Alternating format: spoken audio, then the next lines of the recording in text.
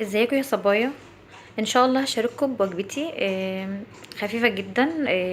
هي عباره عن بروتين وكارب، ما فيهاش فات. حاجات بسيطه جدا سريعه، ممكن تاخديها معاكي وانتي رايحه شغلك او انتي نازله الجامعه او انتي في المدرسه. مش مكلفه وصحيه جدا.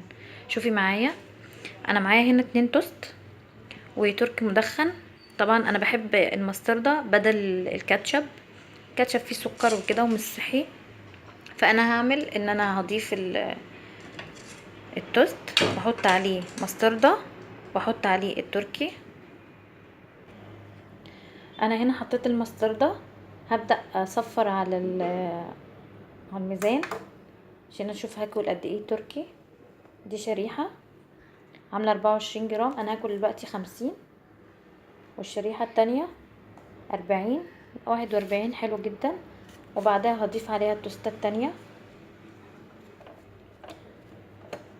وبكده تبقى اكله سهله وخفيفه. وزي ما قلتلك ممكن تاخديها معاكي في الجامعه او تاخديها معاكي في المدرسه. واي افكار تانية شاركيني بيها وان شاء الله هتابعك باكلاتي. باي باي.